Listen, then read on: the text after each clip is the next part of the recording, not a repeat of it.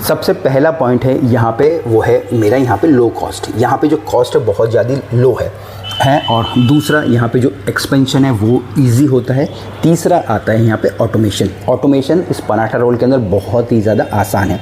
अगर मैं low cost की बात करूँ, यहाँ पे आपका स्पेस बहुत ज़्यादा कम लग रहा है। स्पेस इसलिए कम लग रहा है, एक तो एक कार है, फूड ट्रक है या कोई छोटी सी शॉप है, क्योंकि यहाँ पे इक्विपमेंट ही उतने ज़्यादा कम लग रहे हैं। खासकर अगर जब हम लोग एक किचन सेटअप्स करते हैं तो जो मेन स्पेस जाता है हमारे इक्विपमेंट्स के ऊपर जाता है, बट यहाँ इक्विपमेंट जब कम ही लग रहे हैं तो स्पेस भी मेरा बहुत ही ज़्यादा कम लगेगा। आप 100 स्क्वायर फीट के अंदर, 150 स्क्वायर फीट के अंदर, ठीक है, लगभग इतने स्पेस के अंदर अपना अच्छा खासा जो पराठा, इंडियन पराठा वाला जो बिज़नेस स्टार्ट कर सकते हो। दूसरा, इजी टू एक्सपेंड होता है, या एक्सपेंशन आप इजी कर सकते हैं। क्यों? क्योंकि यहाँ पे आप चीज़ों को ऑटोमेशन पे ला सकते हैं। अब ऑटोमेशन के अंदर अगर मैं बोलूँ, ठीक है, हम अगर पूरे इस बिज़नेस को या जो हमारी रेसिपीज़ को पूरे 3 पार्ट में डिवाइड कर देंगे।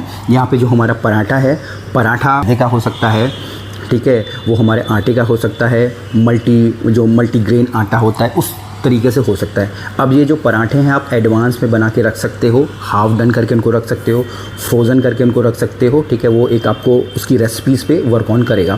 फिर जब आपके ऑर्डर्स आते तब आपको उसको पूरा कुक करना है। इसके बाद यहाँ पे जो स्टफिंग है वो सारी की सारी आप एडवांस में बना के रख सकते हो, चाहे आप वेज की हो, चाहे आपकी नॉन वेज की हो, आपकी पनीर की हो, सोया की हो, ठीक है, आप मैक्सिकन फ्लेवर डालना चाहते हैं, आप इटालियन फ्लेवर डालना चाहते हैं, आप अरबिक फ्लेवर डालना चाहते हैं, आप सब कुछ एडवांस में बना के रख सकते हो। मतलब कि आपको ऑटोमेशन करना बहुत ज़्यादा आसान है।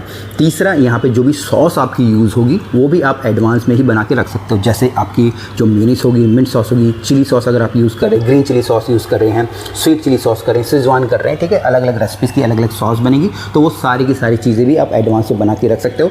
आधी से ज़्यादा चीज़ें आपको मार्केट में आपको अवेलेबल हो जाती है। तो जब ये सारी चीज़ें होती हैं तो आपका जो प्रोसेस है वो सारे के सारे ऑटोमेशन में आते हैं और आप ईजिली यहाँ पे जो चीज़ों को एक्सपेंड कर सकते हैं या अपने एक्सपेंशन पे जा सकते हैं।